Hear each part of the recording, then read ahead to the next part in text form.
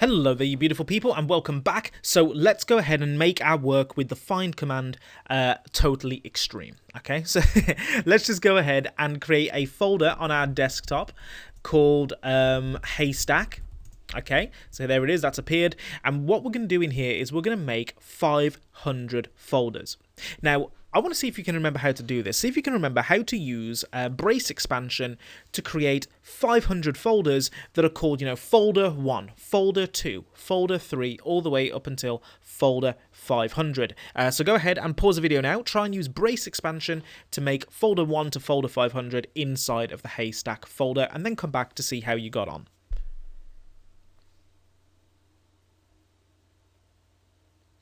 How'd you get on? Did you manage it? If so, great memory. If not, don't worry, it's been a while.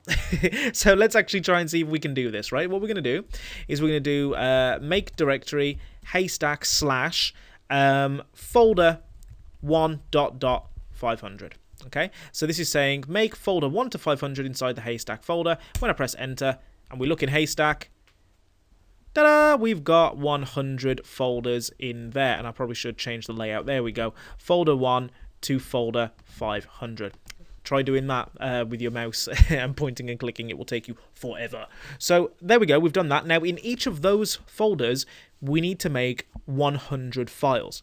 100 files in 500 folders? That's right, and it's actually not difficult to do at all. So challenge number 2, see if you can remember how to use the touch command with Brace expansion to create 100 files called file 1, file 2, file 3, all the way until file 100 in each of the 500 folders. Okay, so go ahead and give that a go, and then come back to see how you did.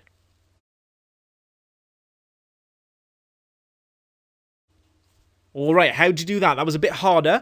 Hopefully you got it. If not, don't worry. This is how I'd have gone about doing it, okay? So I'd use the touch command, because that's what we use to create files. And I'd say, okay, in the haystack folder, in folder 1 to 500, I want you to make file 1 to 100. Okay, so if I go ahead and do that, we shall see that inside each of these folders now we should have 100 files. So there we are, there's folder 1, now has file 1 to 100. If I pick another one here, folder 26, file 1 to 100, and so on. If we go all the way down to folder 402, that's got its own 100 files.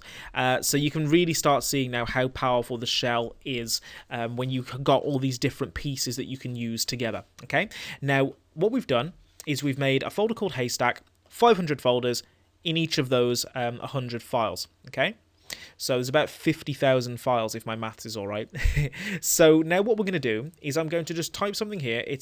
Don't worry about how it works, but I'm going to type a bit of code here that's going to create in one of the folders, okay?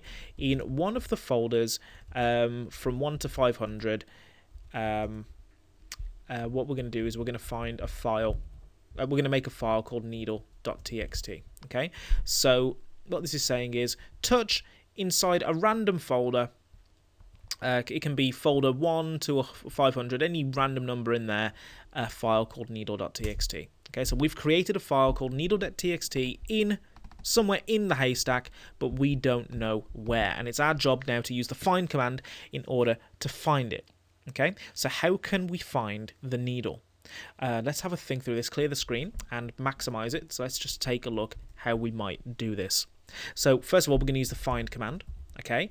And we're going to start, where are we going to start? We'll probably start with the haystack folder, okay? Well, we know it's in the haystack, so we're going to start searching from that point. And we know that it's a file, right? So we don't need to look at all the directories, but remembering that the find command will by default list out files and directories, so we don't have to worry about searching through all the, searching and returning folders. Let's just look for files. And we know that its name is needle.txt, don't we? Okay. Okay, so if we do that and press enter, let's see if it works. And it has, okay? It's found needle.txt inside folder 449. So how awesome is that, right? We've managed to find the needle in the haystack. But now let's try and move it to our desktop, okay? So to do that, now that we've got the result, we will use the exec option to execute something on it. Now, To move something, remember, you would type move, then what you want to move and where you want to move it to. And remember, of course, we've got to end everything with a / semicolon. Okay, this is how you end the exec option. So here we are. We're going to move something to somewhere. Now, we want to move it onto our desktop. So let's just put a tilde/desktop. Okay, so that is our desktop. That's where we're going to move it. And what are we going to move? Well, that file. So we just put a set of squiggly brackets, and it works the same for one file as it would for, 100,000. So fingers crossed, if we go ahead and do that, we press enter. And now if I just close the terminal and have a look on our desktop, woo, we've actually done it. We've managed to move needle.txt all the way from somewhere inside that haystack of potentially 50,000 files, find it and move it to our desktop. So that's just how awesome what you've learned in the past few videos can be. So what you've seen in the past few videos is that the find command is a total beast of a command. You've seen it to do so very many things with it, but the main key points I'm just going to go through in a quick summary. Okay, so the find command can be used to execute sophisticated search tasks. You've also seen how to use the locate command, and that's very good for just quick searches. But if you want to do something very sophisticated, the find command is what you're going to want to use. First of all, it doesn't use a database, whereas the locate command does. The find command works directly on your file system, which means that it's always going to be correct, but it might be slightly slower. So that's just something to bear in mind. And the find command allows you to build up search queries where you can search by the name of the file, the type of the thing that you're searching for, the size, and so much more. Okay, you can see examples of those in the man page. Just type man, then find, and you'll be able to read the manual page for the find command. There's just so much that it can do. Okay, and once you've got this big list of results, you can use the exec option to execute another command on each of those results. Just remember to end that with the / then a semicolon. And if you're working with a small number of files and you're doing something potentially destructive like deleting or removing or something like that, or moving files, then use the OK option instead, because then it will prompt you to say, is this one okay, or is this okay, or is this okay, and you've got to authorize it every time. Okay, so that's something to bear in mind as well.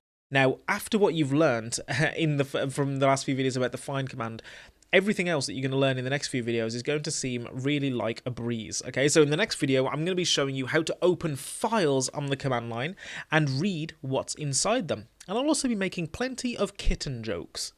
So for all that good stuff, I'll see you in the next video.